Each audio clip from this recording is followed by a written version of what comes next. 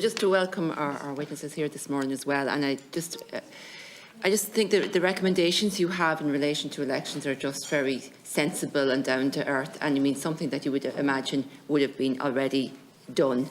It's actually recently that I only realised that all polling stations weren't accessible, because you just assumed that they would be, that it's something very simple.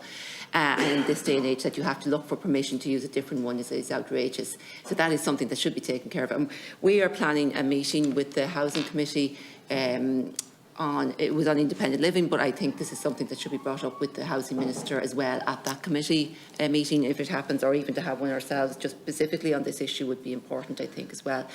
I mean, I'm aware that the time it takes to register when an election is called, and if you're not on the register for whatever reason, whether you want a postal vote or whether you just want to vote, is actually very, very tight anyway. And when a general election is called, it's usually 3 weeks out from an election, and to actually get registered or get somebody registered in that time is very tight.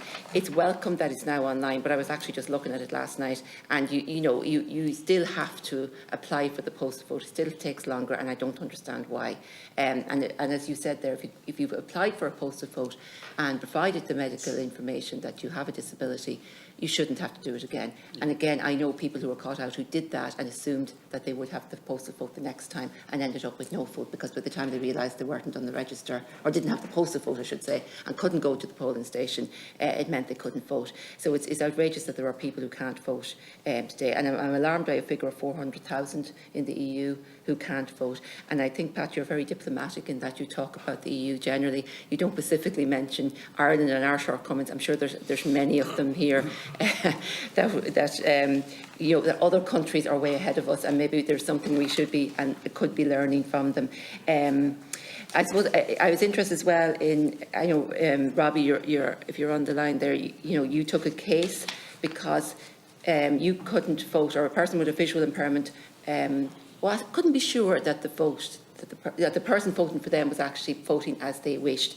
So maybe, Robbie, you would just explain how it works now if you're on the line. I'm not sure, I think you are there.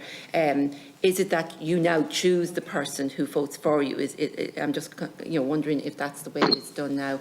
And I suppose, are there other methods of voting put in place for people with visual impairments, who want to maybe use Braille or other tactile methods of voting? 2 points. In relation to the postal vote, the certification from a medical practitioner is on your first application, but with the new Check the Register campaign and everything, postal voters have received a new form, and it also requires certification because of the change in process. But for myself and many others, we've already provided that certification when we first applied for the postal vote. And the DSG representatives, some of us met with the department last year, and we highlighted the NDA checklist and recommended that it be used for by-elections. So the franchise department are aware of that really good document that would be of benefit to everybody who casts their vote. Thank you. Chair, thanks to Pauline Tully, Deputy Tully there for the question.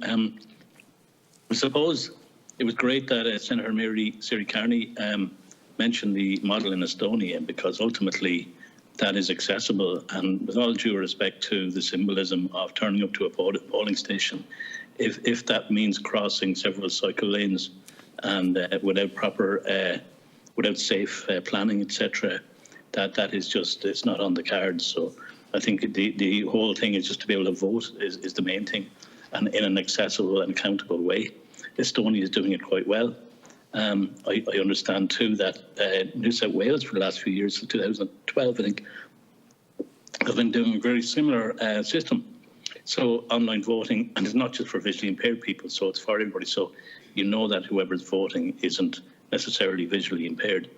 And they have other systems. For instance, in Spain, they do phone voting. So a visually impaired person can phone in their vote, but somebody calls them back to check when everything is, there are checks around it so that they know that their vote has been properly cast.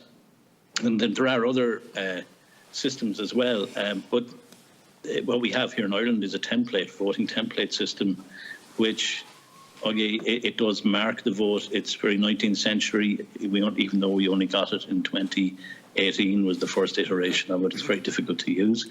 I voted using my coat to cover over the stencil and the vote ballot paper, and voting at a stage with lots of people coming up to look around me to see what I was up to. That's why, hence the coat over the whole thing. So I didn't need to see what I was doing, but other people clearly did. But so there are many ways of doing it. But I suppose just getting back to I suppose it's the whole thing is structural, and I just get back to structural. There's no point in concentrating on an individual case. Everything is structural, and when I just get back to the word míchumas means disempowered. Míchumasach, sorry, means disempowered. And I think the norm in Irish at the moment is Díne will míchumasur. People who have powerlessness on them, which is disability, which I think is much more the social model than míchumasach, which is, we're just permanently disempowered, which is not, I think, a good idea. Thank you. Thank you.